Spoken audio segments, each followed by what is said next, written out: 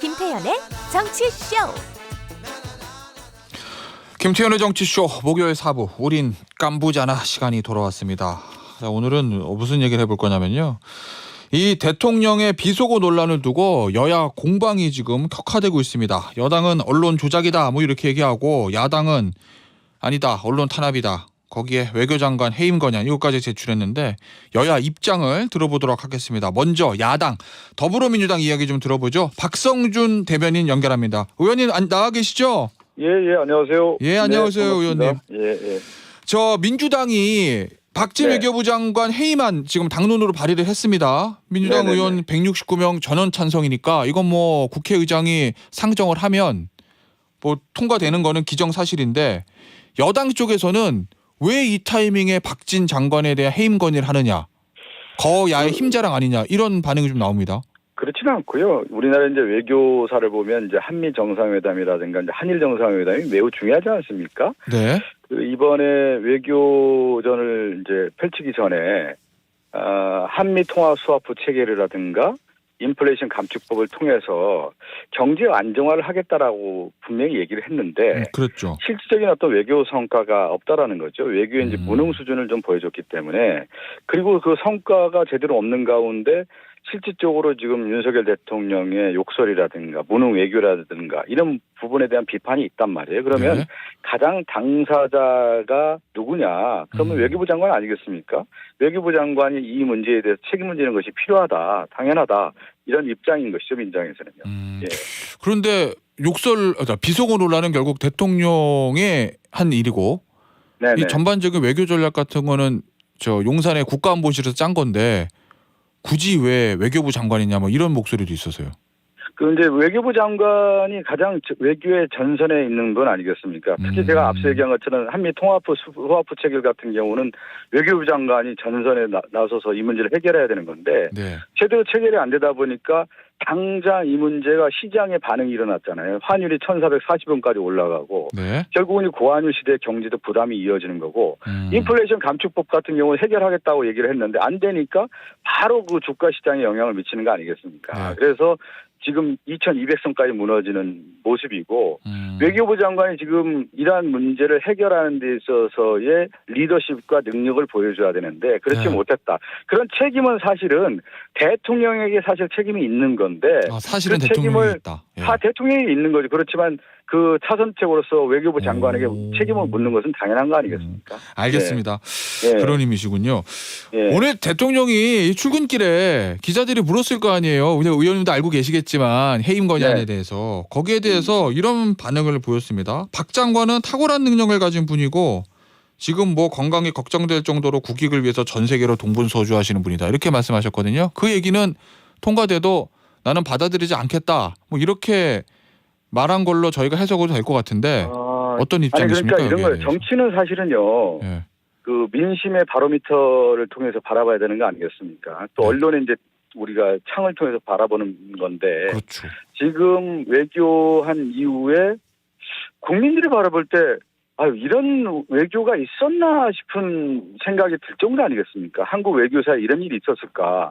특히 이제 한미 정상회담도 문제지만 저는 한일 정상회담도 상당히 문제라고 봐요. 네. 보통 이제 외교를 하기 전에 의제 설정이라든가 일정이라든가 만남이라든가 이런 모든 것을 다 조율한 가운데에서 만나고 발표를 외교부 장관이라든가 아니면 청와대에서 이렇게 대통령실에서 발표를 하게 되는데 뭔 발표가 있었습니까 지금 실제 특히 한일 정상회담은 우리가 한다고 했는데 일본은 그렇지가 않다라고 얘기하고 또 한일 정상회담을 간이 약식회담 형태로 지금 한 거 아니겠습니까? 일본에서는 간담회라고 하는 표현을 썼고요. 근데 대통령이 이게 제대로 안 되니까 일본에 있는 무역대표부까지 찾아가서 굴욕외교를 했단 말이에요. 이런 모든 네. 책임이 결국은 누가 있냐 대통령의 책임이 있지만 외교부 장관에게 물을 수밖에 없는 거 아니겠습니까? 저는 한일 정상회담 그 과정들을 보면 이 정도로 준비 안 된 아마추어적인 외교를 펼칠 수가 있느냐. 네. 국민들이 다 바라보고 있는 거 아니겠습니까?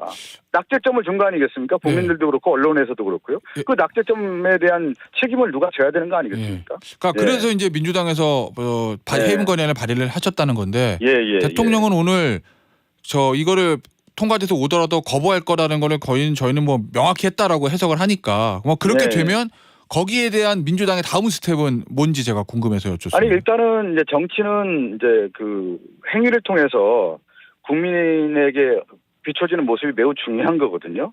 이 그렇죠. 외교에 대한 책임에 대한 것을 묻고 대통령이 만약에 이제 거부감을 행사한다고 했을 경우에 예, 그 추후에 다시 이제 생각해볼 문제지만 예. 저는 오히려 대통령이 거부권을 행사했을 경우에 민심의 저항도가 더 높아질 거라고 봅니다.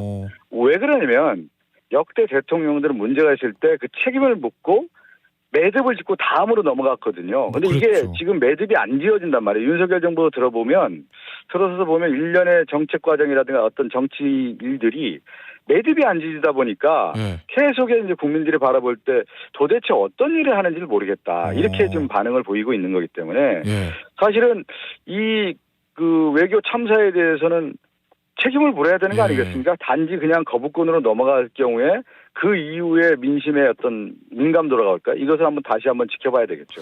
예. 그 통과돼서 대통령이 받아들이든 안 받아들이든 민주당으로서는 소위 쉽게 말해서 손해 볼 건 없다. 뭐 이렇게 그런 이해도 뜻은 될까요? 아니고요. 그런가요? 정치는 네. 이제 계산으로 가는 게 아니고 지금 예. 가장 중요한 이런 외교의 문제를 책임지지 않는다라고 하는 부분에 대해서 우리가 짚는 거 네, 아니겠습니까? 알겠습니다. 이게 뭐 일련에 뭐가 어떻다 이런 게 아니라 네. 가장 중요한 어떤 큰 길을 가지고 가는 것이죠. 알겠습니다. 어떤 의미신지. 예. 예. 자, 요 얘기 좀 더 해볼 건데 이 비속어 논란 관련된 거요. 어제 네네. 이제 국민의힘의 많은 의원들이 MBC를 항의 방문했잖아요. 국민의힘하고 용산 대통령실은 요게 대통령 발언이 문제가 아니고 MBC의 부정확한 자막 요게 문제다. 보도에 의도가 있다. 국익 훼손이다. 뭐 이런 얘기를 하거든요. 이 여당과 용산의 대응 어떻게 보세요? 지금 이제 윤석열 정권이라고 해야 되겠네요. 지금 이제 이 욕설 파문이 있고 막말 파문이 있고 여러 가지 이제 문제가 양산됐을 경우에 국민들이 바라봤던 거예요. 이렇게 도대체 이런 일이 왜 일어나느냐 했는데 네.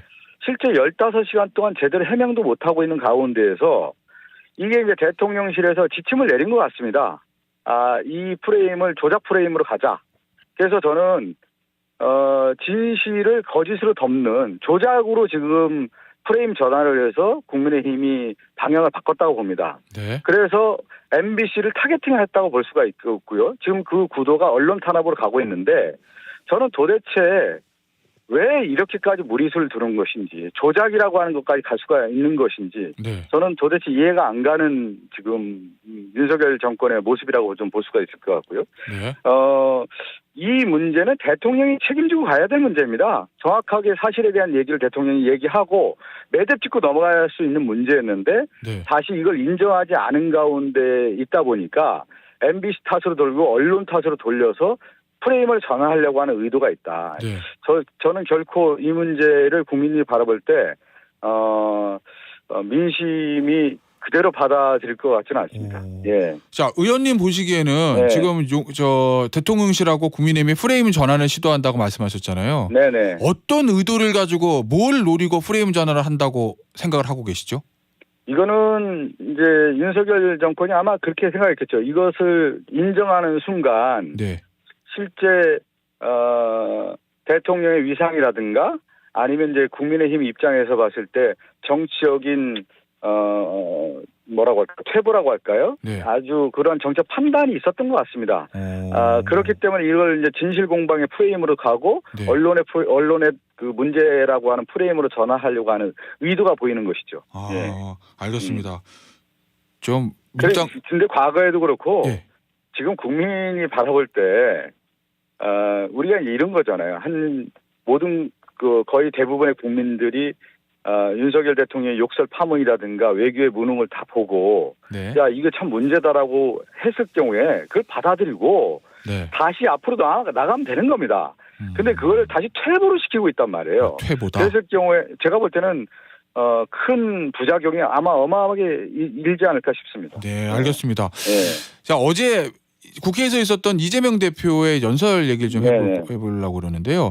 네네. 기본소득 있잖아요. 네네. 이 원래 사실은 이재명 대표의 경기도지사 때부터 트레이드 마크이긴 한데 지난 네. 대선 과정에서는 사실은 공약은 1호 공약 아니다 그러면서 조금 후퇴한 측면이 있거든요. 네네. 이번에 다시 꺼내 들으셨는데 어떤 배경에서 나온 걸까요? 이렇게 봐야 되죠. 이제 우리가 전 세계 이제 경제 위기의 파고가 더 커지지 않았습니까? 지금 네. 고환율이라든가 고물가라든가 뭐 곡물가도 엄청나게 올라가고 있는 상황이고 고금리 시대이다 보니까 국민들이 느끼는 그 경제 위기의 민감도 체감도가 훨씬 높단 말이에요. 그러면 국가가 해야 될 역할이 무엇이냐? 결국은 국민의 생명과 재산을 보호해주는 역할을 해야 되는 건데 그 위기의 시대에 정부와 정치권이 해결할 수 있는 것이 결국은 경제적 토대를 만들어준다는 거 아니겠습니까? 네. 그러니까 기본소득이라고 하는 거, 그러니까 기본사회를 충족시켜줬을 때 경제적 토대가 형성되고 위기를 극복할 수 있는 가장 밑거름이다라고 하는 판단을 하신 거죠. 그래서 다시 이 카드를 내세운 거고 또 하나는 그 박근혜 정부도 그렇고 지금 국민의힘 강령 정책에도 네. 이 기본소득에 대한 얘기가 나옵니다. 아, 그만큼 예. 대선 과정에서도 필요했던 내용이거든요. 그래서 다시 이것을 정치권의 논의의 장으로 끌어들이고 우리가 진지하게 한번 생각을 해보자는 것이죠. 저는 그 앵커님도 혹시 아실지 모르겠지만 베버리지 보고서라는 게 있잖아요. 영국 노동당이 제안했던 게 그게 1940년대 42년으로 제가 알고 있는데 네. 2차 세계대전 당시예요. 가장 전쟁의 시대였고 가장 위기의 시대 때 요람에서 무덤까지라고 하는 복지정책을 내세웠던 겁니다. 아, 유명한 말이죠. 유명한 말이잖아요. 그게 왜 그러냐면 1902차 세계대전 당시에 나왔단 말이에요. 가장 네. 어려운 시기에. 그러면서 세계대전이 마무리되고 경제 위기를 극복하는 과정에서의 복지정책을 위반하면서 경제 위기를 극복했단 말이에요. 그러니까 우리나라도 지금 전 세계 경제의 위기에 가장 큰 위기가 지금의 시대가 아니겠느냐. 1930년대 공황 이런 얘기 할 정도 아니겠습니까? 그랬을 경우에 진지하게 다시 한번 처음부터 고민을 해보자라고 하는 차원에서 이 문제를 제기했다. 이렇게 봐야 되겠죠. 알겠습니다. 예. 오늘 저 더불어민주당 박성준 의원님과의 인터뷰는요. 여기서 마무리하도록 하겠습니다. 의원님 다음에 저희 아침 7시로 옮기면 스튜디오에서 한번 뵙도록 하겠습니다. 예, 감사합니다. 예, 감사합니다. 예. 지금까지 더불어민주당 박성준 의원이셨고요. 이어서 여당 연결하겠습니다. 국민의힘의 이용호 의원 나와 계십니다. 의원님 안녕하세요. 예, 안녕하세요. 예, 의원님 지금 뭐 현안 짚기 전에 의원님 개인에 대한 것부터 좀 여쭤야 될 것 같은데 예, 네. 지난번 원내대표 경선에서 상당히 좀 선전하셔가지고 언론에 호평이 있었는데 그 이후에 의원님께서 당내에서 역할이라든지 이런 것들은 좀 어떻게 생각하고 계신가요? 아직은 지금 뭐 특별히 구상을 갖고 있지는 않고요. 예, 다만 당에 도움이 되는 일이 있다면 예. 뭐든지 마다하지 않겠다 그런 생각으로 있습니다. 혹시 뭐 당내 뭐 주류 의견에 좀 반하는 쓴소리를 하시겠다 뭐 이런 생각 같은 것도 좀 가지고 계신가요? 저도 당의 주류입니다. 주류고요. 예, 예. 예, 친윤이고 예, 누구 못지않게 대통령과 가깝다고 생각하는 네. 그런 사람이어서 다만 당이 너무 무기력하게 가는 것에 대해서는 때로는 조금 죽비 역할이라고 그럴까 네. 혹은 뭐 자극제 역할이라고 그럴까 그런 것들은 찾아서 하겠습니다. 알겠습니다. 자, 이제 현안 얘기 좀 해보죠. 저 박진 외교부 장관 해임 건의안이요. 민주당이 당론으로 발의를 했고 이건 뭐 의장이 상정하면 통과될 거는 자명한데 국회에서는요. 여기에 대해서는 어떤 입장이신가요? 저는 뭐 탄핵의 명확한 사유를 잘은 모르겠어요. 해임 건의안이요. 네, 그러니까 해임 건의안. 예. 네. 근데 문 대통령 때 잘 아시는 바와 같이 외교가 잘 됐느냐. 그때도 뭐 미국 문제 또 일본 외교 꼬이게 한 중국 가서 홀대 받는 여러 가지들이 있었습니다만 네. 강경화 장관에 대한 해임 건의안을 내지는 않았거든요. 뭐 그런 그렇죠. 차원에서 보면 민주당이 자꾸 정치적으로 좀 다수석을 믿고 힘자랑을 하는 거 아닌가. 네. 저는 그렇게 보고요. 한마디로 윤 정부에 대해서 업무 방해를 하고 있다. 저는 얘기를 하고 싶습니다. 네. 또 오늘 아침에 뭐 윤 대통령께서 도 스태핑에서 박 장관은 능력이 탁월한 분이다. 네. 건강이 걱정될 정도로 국익을 위해서 동분서주하고 있다. 이렇게 지금 말씀하신 상태이기 때문에 아마 어떤 해임 건의안이 받아들여지기는 뭐 어렵다. 저는 그렇게 봅니다. 그러니까 그런 상황에서 굳이 그걸 꼭 강행을 해야 되겠는가. 이렇게 봅니다. 어차피 대통령의 거부 의사를 명확히 한 마당에 민주당이 네. 강할 필요가 있느냐 뭐 이런 취지인 것 같은데 앞서 저희가 더불어민주당의 박성준 의원하고 이야기를 나눴는데 박 의원 말씀은 지금 외교가 이번에 잘 안 됐고 뭐 참사라고 불릴 정도로 결국 누군가 하나 책임을 져야 되는데 대통령한테 책임을 물 수는 없으니 차선책으로 박 장관한테 책임을 정적으로 물어야 되는 거 아니냐 뭐 이런 취지의 말씀을 좀 하셨거든요. 여기에 대해서는 어떤 입장이신가요? 그러니까 이번 외교가 예. 뭐 아주 잘 됐다 이렇게 평가는 할 수 없습니다만 네. 그런 이유로 또 외교 참사다라고 하는 그 프레임을 씌워서 해임 건의하는 것은 여야가 외교나 안보 이런 것은 여야가 따로 없다고 하는데 네. 자꾸 외교를 좀 정치 정쟁화하는 거 아닌가라는 생각이 들고요. 사실 뭐 그 소기의 목적을 다 이뤘다고 보기는 어렵지만 유엔 가서는 유엔 연설하는 게 주 목적인 거예요. 그리고 이제 정상들이 많이 모이기 때문에 부수적으로 시간이 되면 그 이후에 행사를 하는 것이다 이렇게 보는 것이고 당시 바이든 같은 경우는 뭐 국내 상황이 복잡하니까 일정을 단축하는 바람에 잘 안 됐던 것이고요. 그래서 나름대로 해외 나가서 외교부 장관이든 대통령이든 최선을 다해서 한다고 하는 것이거든요. 네. 그런 측면에서 굳이 이렇게 해임 건의안까지 해야 되는가 하는 좀 바람직스러운 정치 행태는 아니라고 봅니다. 알겠습니다. 자, 이제 저 국민의힘 의원들 입장에서는 좀 곤란하신 주제일 수도 있는데 이 대통령의 비속어 논란 얘기 좀 해볼 건데요. 혹시 의원님께서도 좀 들어보셨나요? 대통령 발언? 들어봤는데 그러니까 제 뒤쪽 부분이건 뭐 명확하게 틀리는 것이고요. 뒤쪽 부분. 예. 네. 그런데 이제 그 앞에 부분 좀 흐릿하고 중간 부분은 뭐 더 불분명한 이런 상황이어서 이게 실체적 진실은 잘 모르겠어요. 결국 바이든 날리면 요거거든요. 네네. 그건 잘 모르겠어요. 솔직히 말씀드리면. 네. 저는 처음에 MBC에서 자막을 입혀서 들었을 때는 바이든으로 들린 것 같은데. 자막이 있으니까. 그게 나중에 뭐 전문적인 용어로 보니까 그게 뭐 바베큐 효과라고 하더라고요. 그러니까 불분명한 얘기를 어떤 자막을 입히면 그렇게 들리는 거. 근데 또 그걸 나중에 아니라고 또 발표해서 또 그렇게 들으니까 또 그렇게도 들리더라고요. 그러니까 이 내용에 대해서는 사실 발언하신 분이 제일 잘할 것이라 저는 그렇게 생각을 해요. 예, 대통령이 잘 알겠죠. 네. 그러니까 대통령께서 아니시라고 하는데 국민의힘 소속 의원으로서 당연히 MBC 보도를 믿겠어요? 아니면 대통령을 믿어야 됩니까? 그럼 저로 봐서는 그런 딜레마가 있는 것이고 그래서 저는 대통령께서 처음에 하고자 하는 용어는 적어도 그 본질적인 내용 그건 바이든이 아니었다고 그러니 그렇게 믿을 수밖에 없는 것이죠. 자, 그런데 이제 이 문제를 어쨌든 뭐 비속어 논란이 불거졌고 이게 지금 어제 이제 국민의힘 의원분들께서 MBC 찾아가셔서 항의 방문하면서 언론 탄압 이런 얘기를 하고 있거든요. 이 부분에 대한 건 어떻게 생각하시나요? 그러니까 이제 국민의힘의 입장에서는 그 불분명한 발언 내용을 가지고 대통령실에서 사실 확인해 준 건 아니잖아요.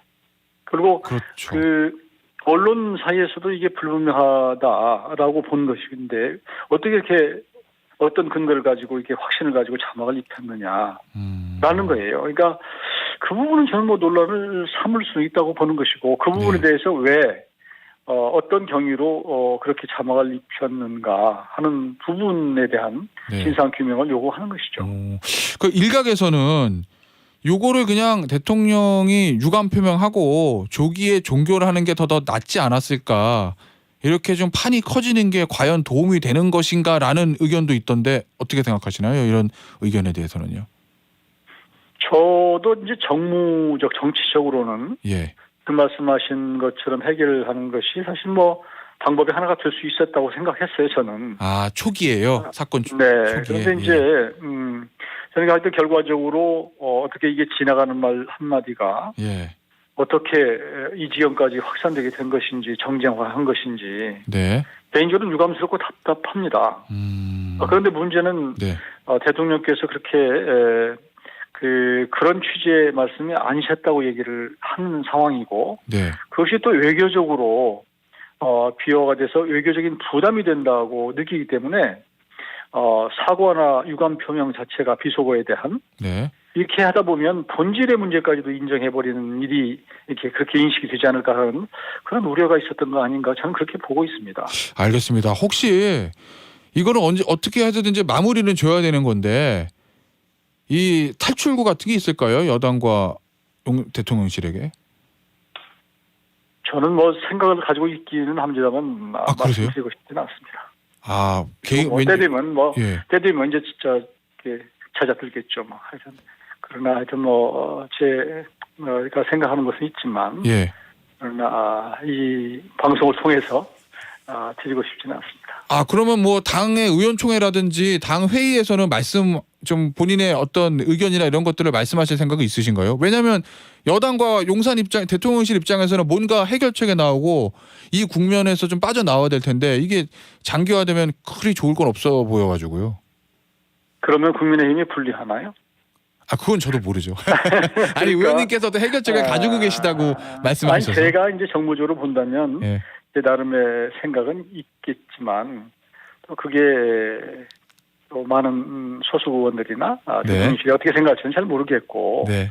결국은 이 문제는 이제 시간이 좀 더 필요하고 시간이 가면서 네. 가부간의 국민적 여론이나 이런 것들이 네. 이제 형성되면서 찾아들이라고 생각을 합니다. 알겠습니다. 혹시 이 문제가 마무리되지 않으면 저희 이용호 의원님을 저희가 스튜디오로 모셔서 이용호 의원님이 가지고 계신 해결책이 뭔지 제가 꼭 다시 한번 물어보도록 하겠고요. 오늘 국민의힘의 이용호 의원님과의 전화 인터뷰는 여기서 마무리하도록 하겠습니다. 의원님 오늘 나와주셔서 감사드리고요. 다음에 저희가 스튜디오로 한번 모시겠습니다. 예, 감사합니다. 예, 네. 감사합니다. 네.